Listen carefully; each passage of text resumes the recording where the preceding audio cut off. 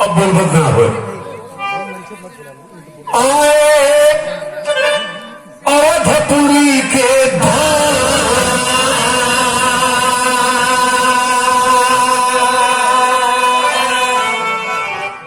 खुशी में जनक राम को भेजे हैं संदेश।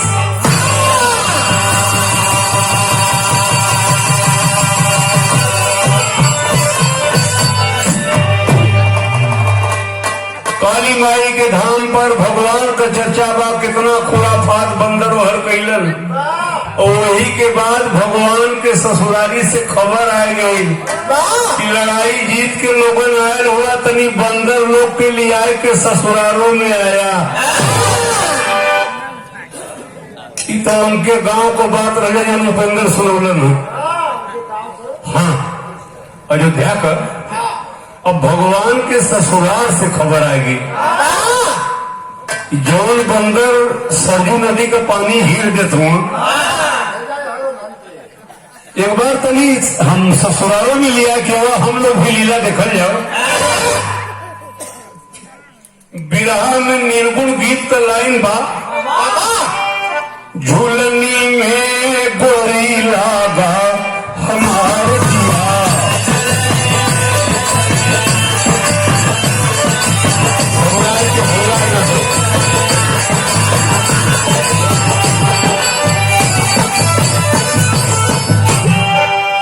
कौन सोनरवा बनाए रे झुलनिया, जोई पहिरा सोई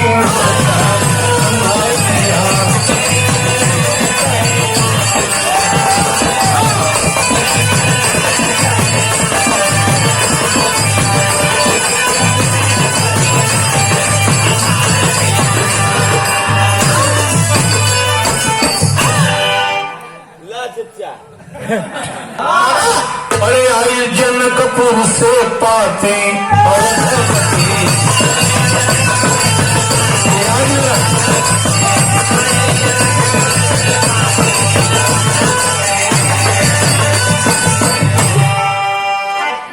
सबके समझ में बात आई, माता बहनियों समझिन। भगवान राम को ससुर जनक कहलन की कुल बंदर लिया के आया, हम बंदरी लीला देखो बच्चा संगी के जात हो। सासुरियो अंगद जानवंत जवान चले, सासुरियो अंगद जानवंत जवान चले, और सबके आगे से हनुमान सीना तान चले। हनुमान जी ढेर जल्दीबाजी में बेचारों को ब्याह ना भर बा, इनके दिमाग में बा कि ससुराल होने कैसे। रास्ते में भगवान राम ही कहलन कि ससुराल हो हमरे मर्यादा का सवाल हो। तब पहले बेर बुलावा हो तो वैसे ही ढंग से लोग रहा कि हमारी इज्जत बढ़ जाए। भगवान से कहलन बंदर लोग कि हमन के वहां का करे पड़ी। भगवान कहे भगवान जामवंत को बुला करके असाना नाम ना ससुराल में तो जा करके कहना सबसे बूढ़ जामवंत तू हुआ और तुम्हें एक ड्यूटी देती कि आज ससुराल में हमारी तू बचाई हाथ दादा, और जैसे खैया वैसे सबके खिए हाथ दादा।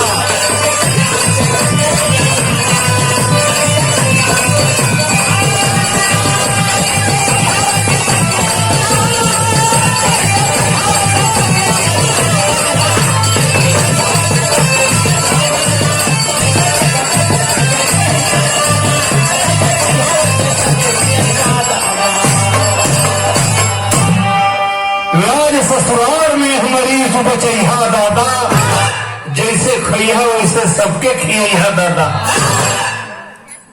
जामुद हमें मुछी तो गुर्रा का हमें प्यार राजा बनल काम, भगवान हमारा तेल पानी लगाओ था। जनकपुर गांव के पहले बगीचा में भगवान राम अपन बारात रोक दिलन। सुना वही लोग गांव के बहरे जब बारात रोकलन, राजा जनक के पता लगल कि हमारा दामाद भगवान राम अपन बंदरी पलटन लिया के आयल हूँ। वही बगीचा में जाके जनक लगलन भेटे अपने दमादी की। यानी वहां का खेला सुना। ससुर दामाद को सीने से जब लगाए हैं, ससुर दामाद को सीने से जब लगाए हैं, देखते जानो तब 500 बढ़ाओ। गले से गले लगे लगलन, दमादे के राजा जनक भेटे लगलन।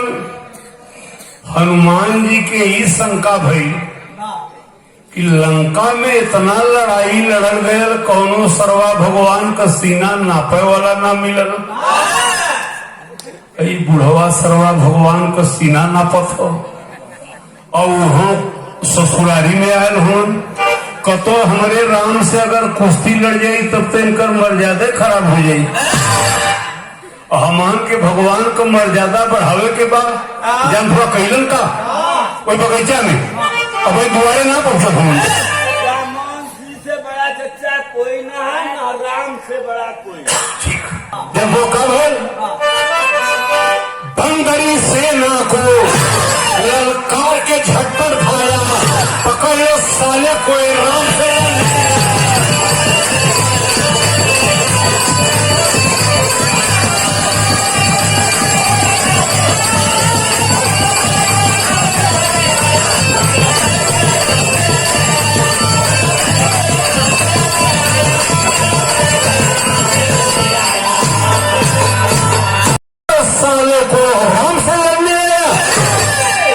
अरे बाप रे बाप, कोनो बंदर राजा जनक को गट्टा जने कोनो अड़ंगी बजा देलन।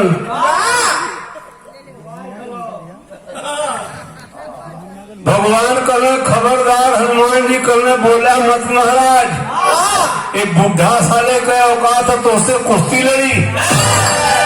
कल दुहाई भाई, ये कुश्ती नहीं लड़त हूँ, हमारा ससुर हुआ राजा जनक हमके भेटत हूँ। हनुमान जी कहना कुल पहले आपके बतावे कि चाहिए, हनुमान तो खाली आपको पोजीशन बढ़ावे के फेर में आई। गांव में कुल मेहरारू बतियावे लगनी का बहनी सीता को अयोध्या में कुल बानर जन्म का हो। अरे बाप रे बाप, कैसो कैसो राजा जनक की जिंदगी बचल बा। पर्दा पूरा पहले हरिचंद भैया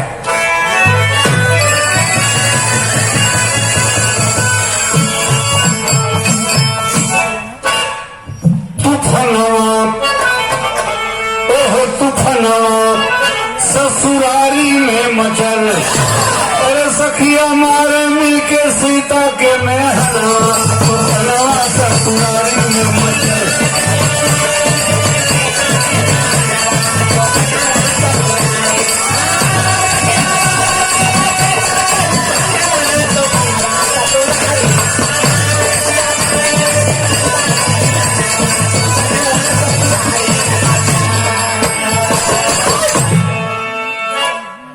इलाहाबाद जब हम बिरहा गावल जाइला, इलाहाबादी गवैया कैसे गावलन। अरे कैसन सखी अयोध्या नगरी, कैसन दुल्हा बात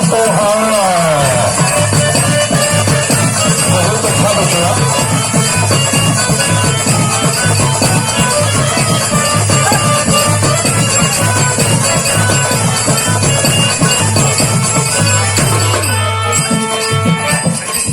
मालूम होला अवधपुरी के सभी कार बात नन्ना।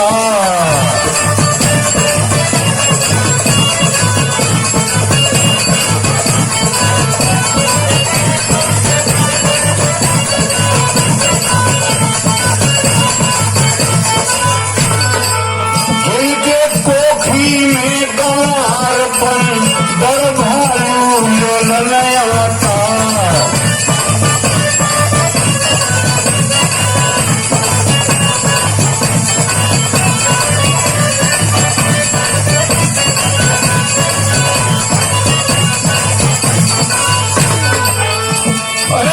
कुछ जात बंदर का जाने कैसन मजा मिले ससुराल।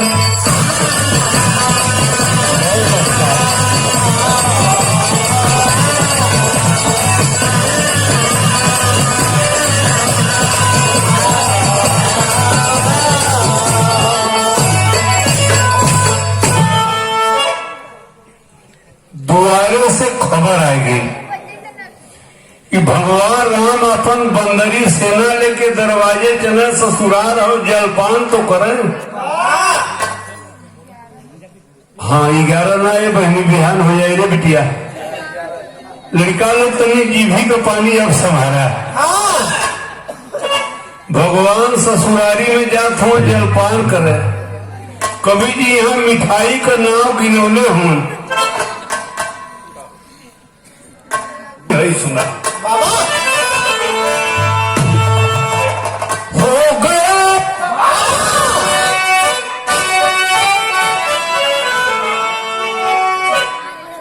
गया मिलन जल पाने की। अरे समैया आई रे दोना में भर भर बनन के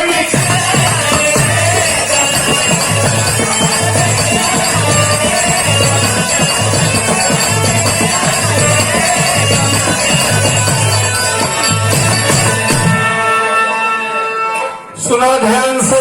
दीपावली हो बड़ी मिठाई बटत है। कौन कौन मिठाई आई मुझे भैया समझ आदमी के डिस्टर्ब मत करा। मजा लेते रहा। त्योहारा दिन हो खुशी का दिन हो। हाँ कौन कौन मिठाई आई सुना भैया। इमरती पापड़ी जलजोग बनारस वाली। इमरती पापड़ी जलजोग बनारस वाली। जलेबी जौहरी गुंजामुन थी काली काली। जलेबी जौहरी गुंजामुन थी काली काली। और सोना काकनी मंगल हजरिया आयल। और लड्डू लाखनी पेड़ायो टिकरिया आयल। बतासा कुर्थी मोदक ठर्रा सिंघाड़ा आयला। खाला खाला पिया लेके से 12 खायला। और जूही जाकर इस संदेश के भूखे भूखे। दुनिया लोड़ी दाना तो भी अच्छे अच्छे। अपो संपत्तुआ नरबा निशान बनल। जो संगागर आज खूनी लगे जान बनल। बनरी सेना का रफ्तार रसगुल्ला टपको। तो ताजा ताजा ऊपर घूंघा टपको। तो जरी गई है आदमी।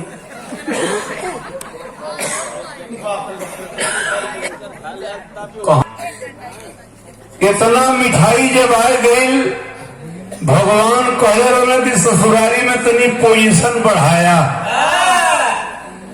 और बनरन में सबसे बूढ़ जामवंत रहना उनके मुंह में को दाता नहीं रहा। तो वो मन बनौले की करिए के रगड़ा। देखा इनकर नजर गंदा है। गंदा आदमी होंगे ना कि पढ़ले ना हो। करिए का मतलब ही मेहरारू समझत हूँ। करियई का मतलब जामुन राय कहले की गुलाब जामुन करिया हो दांत ना हो यही के खा। अच्छा तो जब जामुन यह रखना तो रस के पेटे पे चल गए। अब वो लगन सोचे कि अगर पेटे वाला रस जीभ निकाल के ना चाटत हुई तब तो भगवान को कोई इसने भी कर ससुराली में। यहर कुल बंदर एकदम इनकर नकल करे के तैयार रहल कि जैसे जामुन तो दादा खाइए वैसे खायल जाये। तो ये जब पेटे पर जीभ निकाल के चाटे शुरू कैलन तो कौन बंदर अपन अपन जीभ निकाल के पहले वो पेटे का चटुआ शुरू कैलन। जब वो कहलन का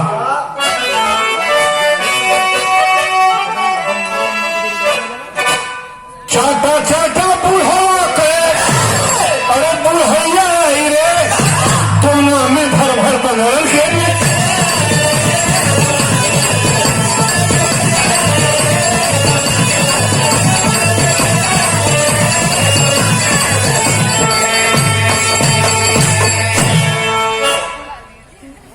भगवान राम एकदम नाराज कि गांव के बहरे बगीचा में हमारे ससुर के कुल पटक के मुआवे जात रहल। अच्छा दुआरे इन्हें तो जीव निकाल के चटवल शुरू कर दे। तब गुस्सा में प्रभु खुलल। सुना हो फटकार जब रघुराई तब कहे बनरवा हलिया तो ही तक कहला ए भगवान यही बुढ़ऊ का करा नकलिया तूफनवा ससुरारी में मचल। अरे उनका देख देख हम कही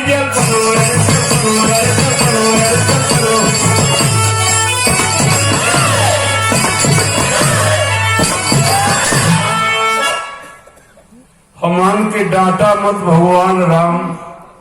हमान जामोंत दादा का नकल करके आपका मर्याद बढ़ावत है।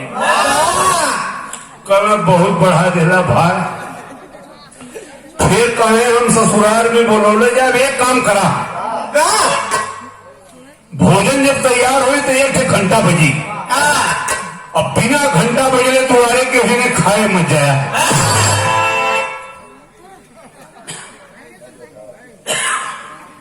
बंदर बेचारा मने मने उदास सुमन कि भगवान लिया इन्हें भगवान नाराजो हो गईलन। अब घंटा बजी तब भोजन मिली न बजी तो न मिली। कौन बंदर खाली वही दुआरे की ओर ताक गई है जो है कब घंटा बाजी कब घंटा बाजी मगर राजा के दरबार में कब घंटा बाजी।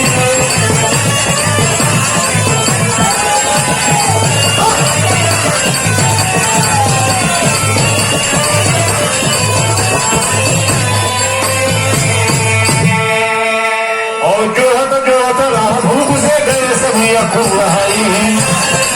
बहुत अच्छा हुआ।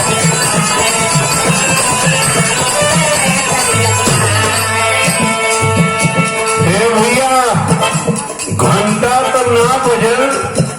एक बंदर पूछलस हनुमान जी से कोह महाराज कैठ बजावे के कहला एक कहना बजावे के हो तो कहला हम ना बजा सकीला कहना जो ठोक बजाओ कर।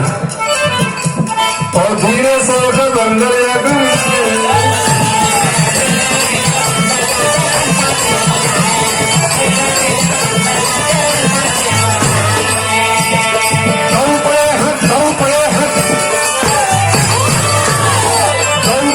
सारे बंदर रोक रहे रघुराई और मगर उनके ना रोकन से चक्कर आसन लिए क्या माई है कब घंटा बाजी कब घंटा बाजी खूब मिले मजा से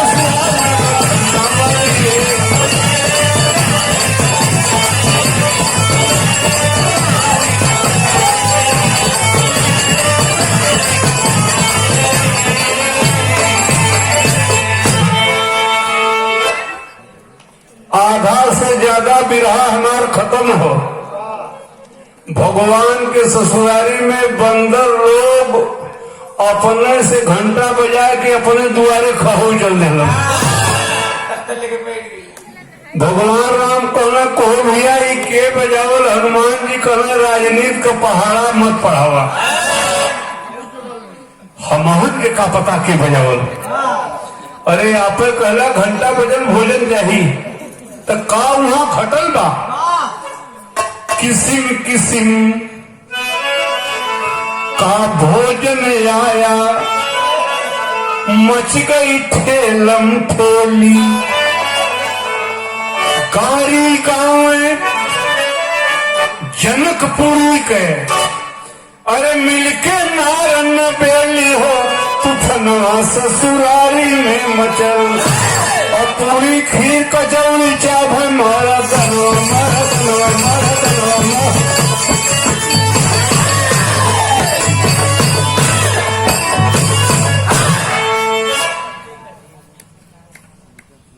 बुरा मत माना क्यों होने माई बहन बेटी सबके ही हमरो है। ससुरारी में के उनके माई के फुआ के बजनिहन के एको करम छोड़ती ना बढ़तिया कहना जिया राजा क्या मजा आ रही है।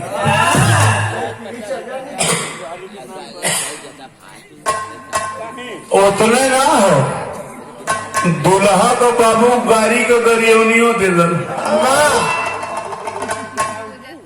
पर्दा आगे बढ़ावा।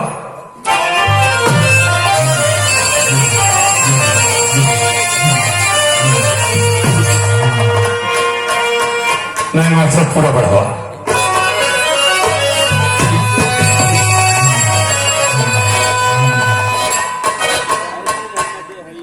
सिटी होगा ठीक है।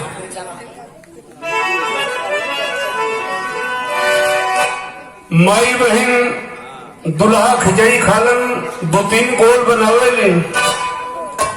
नई लड़किन का गोल अलगे हो जाई, बुढ़िया माई लोग का अलगे हो जाई। अच्छा वो लोग के का पता हो कि का कहते उसो खाली गरियावे पर रहे ले। शुरू करी हम खतया गई सहरा बनारस से खतया गई।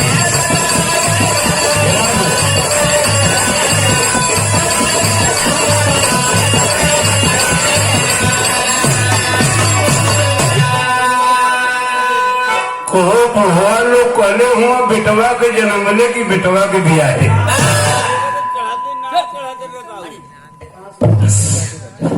बस 5-7 मिनट सिटी में तोड़े बेटा हारमोनियम कैसा कम करा दिन होला। बुढ़िया मरी लोग के दांत ना बा। अच्छा वो परतिहन के गावे लगे हैं, थोड़ा आज मारेगा थोड़ा काल मारेगा, थोड़ा दिया त्योहारी के बाद मारेगा। खतया गई सहरा बनारस।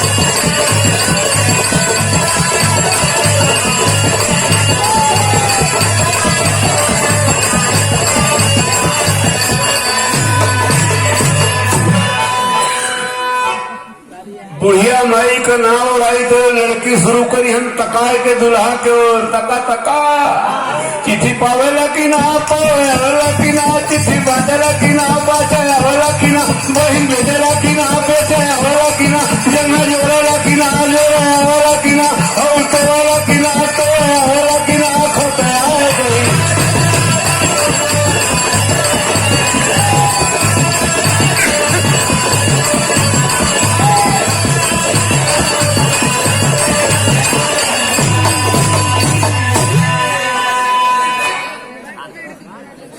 ये ग्रामीण गीत हो। हम तो अंग्रेजन का नकल घड़ी करत है। कुछ दिन में ही माई बहनियन का गीतिये भुलाए जाई। इससे बहुत पिछड़त जाता। ये माई बहन लोग ब्याहे में गावला वो हरिया भगवान ससुरारी में रहलन तो वहां का मेहरारू कैसे उन्हें गाड़ी गावत है। घोटा घोटा घोटा घोटा मसाला घोटा हो घोटा घोटा।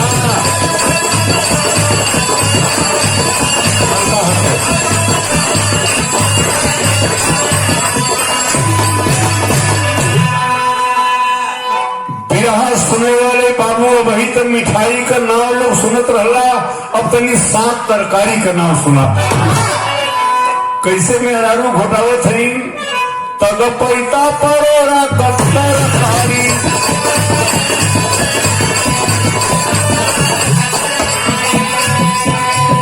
आम नीबुआ नमकीन बनल भारी।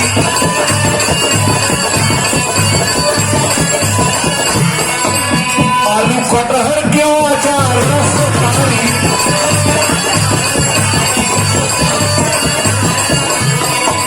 भंडा बंडा तरोइया भारी।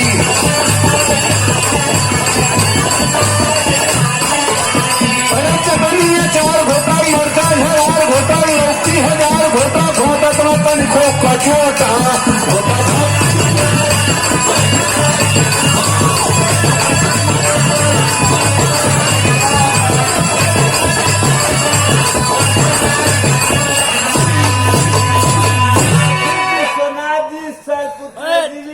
मैया के नाम से राजू यादव काशी विश्वनाथ जी शैल पुत्री मैया देवी के नाम से 100 रुपए पुरस्कार दिए हैं। सबके देवी का आशीर्वाद मिले ऐसा बतियो हमार समझबा। ई तो को गाड़ी चलत बा जो नाव रहनी बड़ा उदासन लगे। वो कौनी है बहनी, 4 घरे का भौरा है, बियाह शादी हम कराइला। अब बहुत भाग से आज हमन के गांव में भगवान अलन, तनी सा हमहू घोटाइले। मेरा रू कही तो तू घोटाला, जन थोड़ा नौनिया का घोटावत रहे। टिंडाला जान घोटा, भिंडी भूटान घोटा, टमटम कचान घोटा, सोया करान घोटा, संजन महान घोटा, घोटा घोटा है ये मकास होता।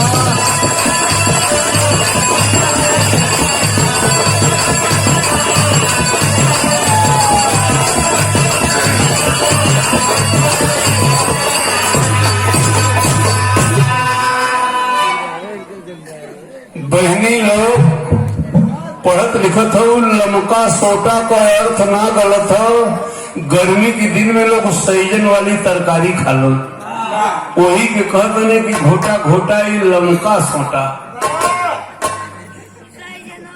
हाँ हो अच्छा, तो खाना तो कुल परोसल बा और सारा बंदर यह नकल करत हो कि जैसे जामवंत दादा खई हैं वैसा हम लोग खाए के भगवान के इज्जत बढ़ावल जाई। तबले तरज बदल गई। गाजीपुर जिला में चोचकपुर में मौनी बाबा का धाम हो। सुना कथकी पुनवासी के माई बहन जानी नहाए तो गावेलिन, अरे बोला हरी बसवलिए में सुगना।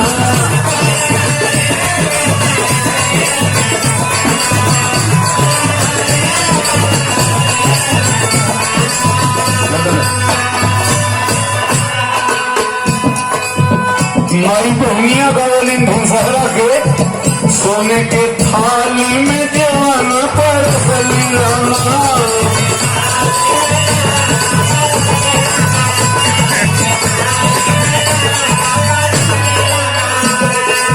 घोटना का घोट लेता मोरे हरी बसवलिए में सुगना।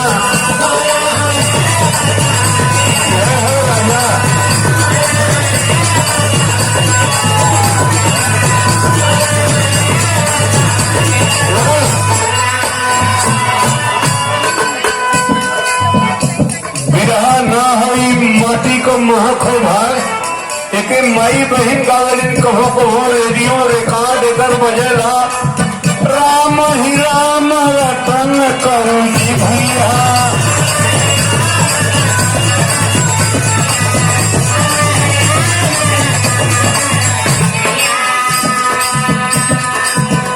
हर का भोल जामुन का कैलन, तब तरकारी छटा की गई।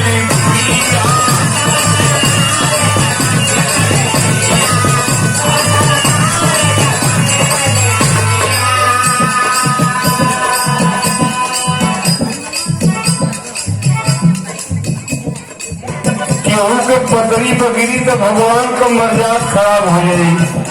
कहीं खाए के टाइम कैलन का उछल पिया मुंह में।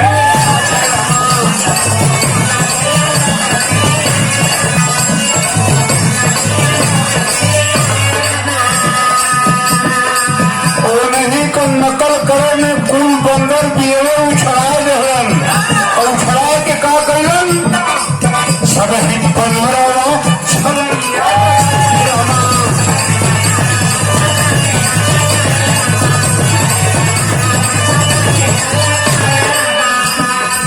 कहे हनुमान की जिया हो से जिया तब तरकारी छटक।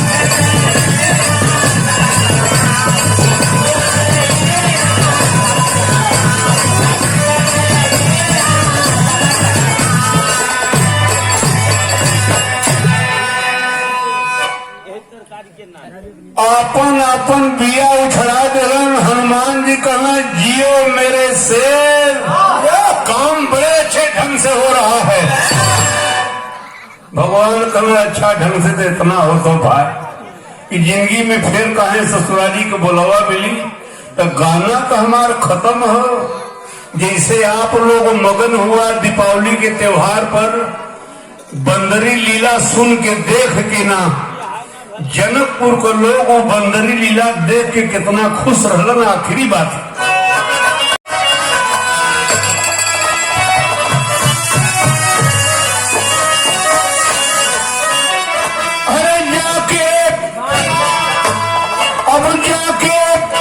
ससुरारी में बवाल कर दिए।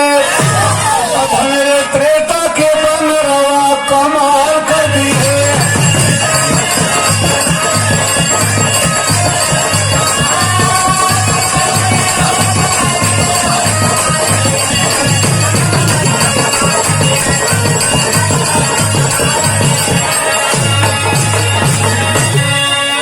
ए भैया लावा था नगाड़ी में आया घुड़ाई।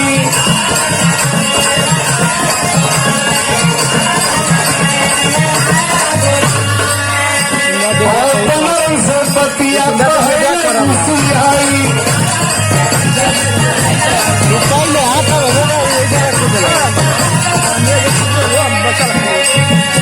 और सब तो सब घोटाला कर दिए। तो मेरे त्रेता के बन रहा कमाल कर दिए।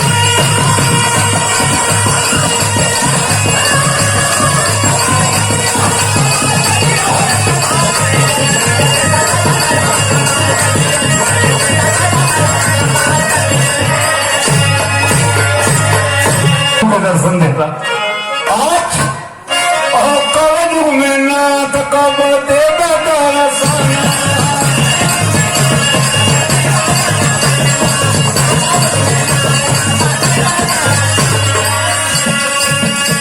और जो तो बिहारी रहिया हो गए सपना।